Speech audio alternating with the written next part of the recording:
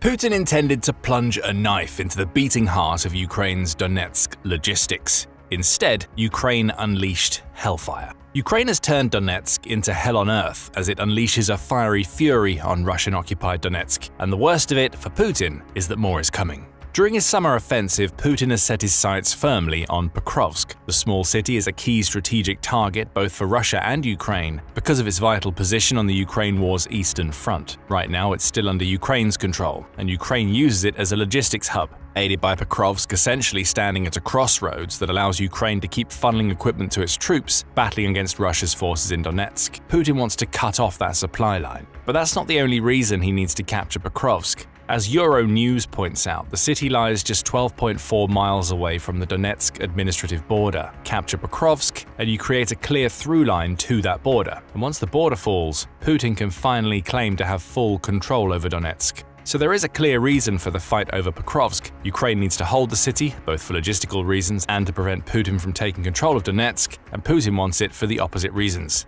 This summer, he has put plenty of plans in place to take it. That's according to Chuck Farrer, writing for the Kyiv Post on July 9th. He points out that Russia's plans for Pokrovsk run deep, both in their simplicity and brutality. Russia's president ordered the gathering of 110,000 troops in the region, who were sent there to reinforce the 8th Combined Arms Army Moscow had already assigned to take Pokrovsk. Together, those troops would provide the bulk of Russia's offensive output, with Putin planning to send them in human wave assaults against Ukraine's defenses. The plan was simple: send more and more until Ukraine buckled and then broke. Those troops weren't going into Pokrovsk without armor and ammunition, Farrer points out. The 110,000 soldiers arrived with units of artillery, armored vehicles, and mechanized infantry, along with a massive stockpile of weapons dedicated to launching one final, terrible assault on Pokrovsk. But before that could happen, the soldiers needed to get into position. During late spring, Russia's soldiers infiltrated into staging areas around Donetsk, Farrer says. Perhaps they used the strange Victory Day ceasefire Putin declared back in May as a cover. With the bombs no longer dropping for 3 days, the soldiers could move into their positions.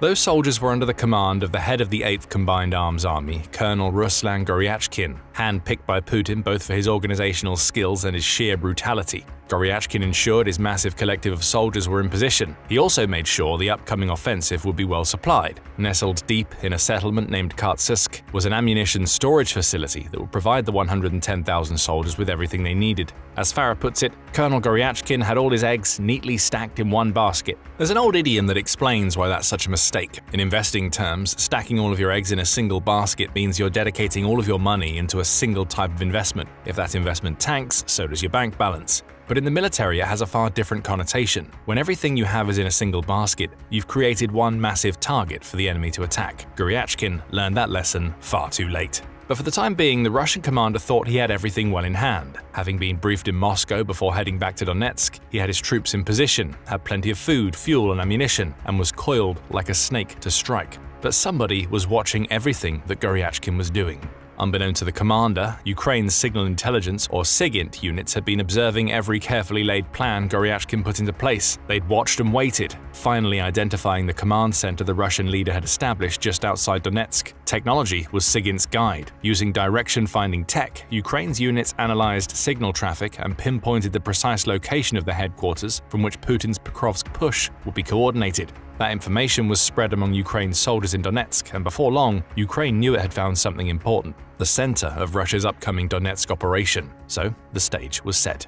On the one hand, you had a Russian commander who thought he gathered everything his forces would need to stage the massive push that would finally cause Pokrovsk to fall. On the other, you had Ukraine. With nowhere near the same number of troops as Goryachkin had at his disposal, Ukraine had instead plugged into the lifeline that would sustain those Russian soldiers. Both sides had their plans. Goryachkin launched his first. Rather than send his soldiers in all at once, Goryachkin launched a sort of creeping offense, as the BBC calls it, designed to exhaust Ukraine's resources. Small units of soldiers, sometimes backed by armor and artillery, attacked positions surrounding Pokrovsk. Ukraine would fight back, expending ammo on the first few waves. The goal was attrition. Use soldiers as cannon fodder to whittle away at Ukraine's defenses until they collapse. With this plan, Goryachkin intended to create a cauldron that would see his soldiers semi-encircle Ukraine's troops around Pokrovsk so that Russia could attack from multiple sides. Ukraine saw all of this coming. While its defenders on the front lines repelled the attempted Russian advances, Ukraine's strike fighters were making plans of their own. On June 30th, 6 of those fighter jets took off from their runways and headed east, in the direction of Pokrovsk. United 24 media provided the basic details in a July 1st report covering the attack. It says that explosions shook Donetsk, with one of Ukraine's fighters taking out a metallurgical plant near Pokrovsk. Those strikes reportedly included the use of Storm Shadow missiles. Provided by the UK, these long-range missiles have become a powerful, albeit limited in number, weapon for Ukraine.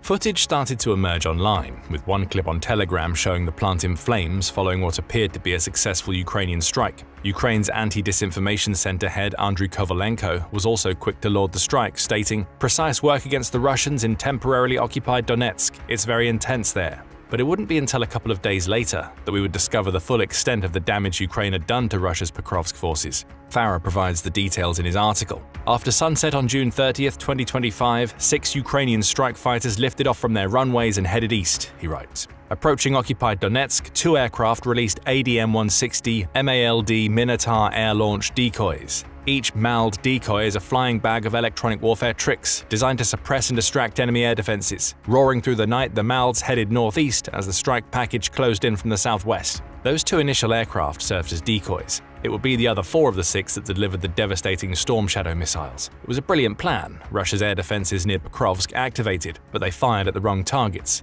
The many decoys were being obliterated while the Storm Shadow missiles, which are stealthier and faster, whizzed toward their targets. The missiles closed down the distance, then they landed. The headquarters Ukraine had identified, which was in the metallurgical plant United 24 reported on, was obliterated in an instant. And with it went the man assigned to lead Russia's Pokrovsk assault. Goryachkin had never seen any of this coming. So convinced was he that his eggs-in-one-basket strategy would do the job that he was happily waiting in that very headquarters as his troops launched their small human wave assaults. Perhaps he was too arrogant, or maybe he underestimated the true capabilities of his opponent, believing that he would only have to worry about a fight on the ground because Russia's air defenses would protect his headquarters from any attacks that came from on high.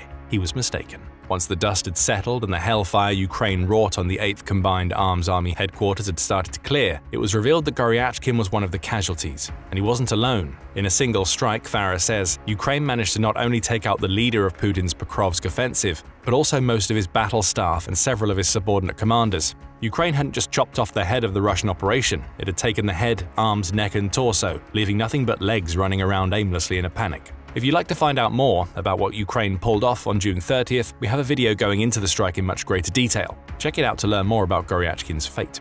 Goryachkin was dead. Ukraine could have rested on its laurels right there. With no commander, Russia's human waves would become less organized than they already were, making its soldiers easy pickings for Ukraine's defenders. But taking out the headquarters of the 8th Combined Arms Army and its commander wasn't enough. Ukraine knew that more needed to be done. After all, there was a massive ammunition storage facility that was still keeping Russia's troops supplied, even if they were now operating with no command structure. That ammunition made the Russian soldiers dangerous. Ukraine needed to eradicate it. A couple of days later, the second blow in a devastating 1-2 combo would land. As Russia's soldiers picked through the flaming remains of the 8th Combined Arms Army former headquarters, Ukraine was already identifying and preparing to strike its next target. This time, Ukraine's Security Service, or SBU, would be involved. Where the first strike relied on the devastating power of the UK-supplied Storm Shadow missiles, this follow-up attack would be more precise. Using drones, the SBU intended to sneak past the few remaining air defenses Russia had left in Donetsk to take out the ammunition depot in Kharkiv that we mentioned earlier.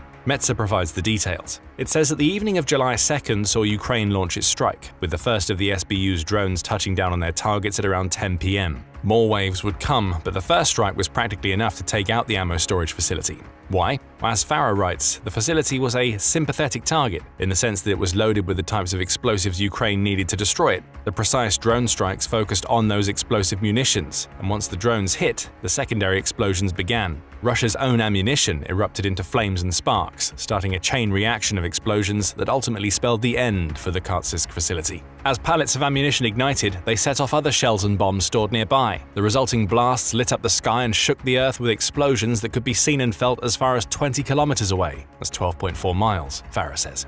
On any other day, Putin would be angry about the loss of an ammo dump, but he would know that there were others upon which his troops could rely. But remember what we said earlier, eggs, basket. Goryachkin had stored practically every scrap of ammunition Russia intended to use in its Pokrovsk offensive in this single location. Now it was up in flames. What Farah refers to as the beating heart of Putin's entire logistics operation had bled out. and with it went thousands of surface-to-air or SAM missiles, rockets, and multiple launch rocket systems. This wouldn't just impact the Pokrovsk offensive. Losing the Kartsysk facility meant that Russia would struggle elsewhere in Donetsk. The facility burned for hours after Ukraine's strike. Farah says that eyewitnesses could think of no other words to describe it other than a hellscape of fire that seemed to have no end. Just as with the strike on the 8th Combined Arms Army headquarters, Ukraine had chosen its target carefully, worked out how to destroy it, and then struck with deadly precision. And just like that, Russia's entire summer plans for Donetsk went up in smoke. No leadership, no weapons. All that Putin has left are warm bodies that he continues to send on assaults, knowing that they will be able to do little more than soak up some Ukrainian ammunition with no follow-up coming. As Farah puts it, now with their ammunition reserves reduced to ash, Moscow's grunts are hung out to dry, exposed, undergunned, and staring down Ukraine's battle-hardened defenders. Occupation forces in Donetsk now face a grim reality: no shells, no missiles, and no one to lead them. How could it get any worse for Putin in Donetsk? The answer is simple: SAMs. We mentioned earlier that Russia was storing its surface-to-air missiles in the Kartsysk facility. Those missiles are vital to Russia's defense of the territory it's already captured in Donetsk, and there's a lot of territory. The New York Times says that Russia is believed to control around 2/3 of the oblast, which is all territory that it needs to be able to defend against Ukrainian counterattacks. Putin had hoped to use that territory as the launching pad for his summer offensive. Now, with the loss of his SAMs, he's facing a future where Ukraine could start to claw back some of Donetsk. Russia's air defenses in the oblast can't fire anymore, and even those that can no longer have a steady supply of ammunition being fed to them. That leads us to what comes next. As Farah writes, a lot more is coming from Ukraine and its talented forces. It's already taking advantage of Russia's dire SAM situation in Donetsk. Ukraine's air force, long constrained by Russia's defenses, now have open skies to rain ASAM Hammer guided bombs on enemy troop concentrations. The timing was razor-sharp, Farah writes. That's the point. With its 2 strikes in Donetsk, Ukraine didn't just cripple Russia's ability to push forward in Donetsk. The protection of Pokrovsk, though a priority, wasn't the only thing on the Ukrainian agenda. With Russia's key ammunition depot in Donetsk destroyed, and with no commander left to organize a defense, Russia is vulnerable to aerial assaults, the likes of which it's never seen in the region. Safe aerial pathways have been carved out for Ukraine's fighter jets, whose pilots now know there are far fewer SAMs to go around in Donetsk. Those pilots will soon be dropping the Hammers. These French-made bomb kits allow Ukraine to convert its previously dumb bombs into guided munitions it can launch from up to 43 miles behind the war's front lines. Even before Ukraine decimated Russia's ammunition dump, Ukraine was putting the Hammer to good use. On June 15th, one of its MiG-29 fighter jets launched a pair of Hammer bombs at a Russian drone operator position in Donetsk, wiping it off the map. With Russia's air defenses now having been deprived of the one thing they need to stop Ukraine's fighter jets in their tracks, these types of strikes are going to both become more common and hit deeper into the heart of Putin's Donetsk operation. Russia hasn't just lost the ability to attack Pokrovsk, it's lost the main method for defending the territory in Donetsk that it's already taken. Still, Putin could have soothed himself with the thought that Ukraine only has a limited number of Hammers to drop. Sure, France, which makes the glide kits, has announced that it's going to build and supply around 1,200 of them to Ukraine by the end of 2025, which represents a 40% increase over 2024's production numbers. But that isn't enough for Ukraine to take back Donetsk, Putin will think. He's right. But any solace Putin might take in that thought will swiftly disappear when he realizes that Ukraine's Hammers aren't the only guided munitions about which his troops in Donetsk have to worry. On June 25th, United 24 media reported that Ukraine had come up with its own glide kits for its CAB dumb bombs. Essentially emulating the kits that Russia has been using to craft its glide bombs, Ukraine has created a kit that it can use to send its bombs up to 37 miles into Donetsk, with plans to upgrade that range to 49.7 miles in the future. Funding and production challenges still lie in the glide kit's future, but the headline here is that Ukraine is no longer relying solely on its Western partners to provide the weapons it needs to take advantage of its Donetsk exploits. It's building those weapons itself. And the more Ukraine builds, the more of Donetsk Putin stands to lose. All of this brings us to July 11th, a little over a week since Ukraine's double tap strike devastated Putin's forces in Donetsk. Russia's leader is still trying to push for Pokrovsk. He has to. No matter how much damage Ukraine has done, Putin still wants to take Donetsk. To do that, he has to take Pokrovsk to weaken Ukraine and clear a path to the administrative border. But his forces are weakened. The attacks they're launching, though high in number, aren't supported well enough because the ammunition that's supposed to be supporting them is gone. As for Putin's summer plans, they've evolved. Now, Russia's leader is no longer focused on his limited territorial gains in Ukraine, Euromaidan Press reported on July 2nd. Instead, he's trying to claim that he's turning his focus back to taking the whole country. All of Ukraine is ours, Putin told attendees at an economic forum in St. Petersburg toward the end of June. Wherever the Russian soldier treads is ours. Putin wanted this to sound like a triumphant declaration. In reality, it's an admission that his soldiers are failing to capture the territory Putin treasures. "I'll take all of Ukraine," Putin blares as Ukraine makes it impossible for him to do just that. This summer, Pokrovsk is unlikely to fall, and with that failure will come more death for Putin's forces and a much-needed morale boost for Ukraine as it attempts to reclaim territory that Russia snatched up months and years ago. We mentioned Ukraine's glide bombs a short while ago. If you want to find out more about those bombs and what they're capable of doing, check out our video, where we dive into how these weapons will become like unstoppable ghosts to Russia's forces. And if you like this video, remember to subscribe to The Military Show for more videos covering the latest developments in the Ukraine war. And thank you, as always, for watching.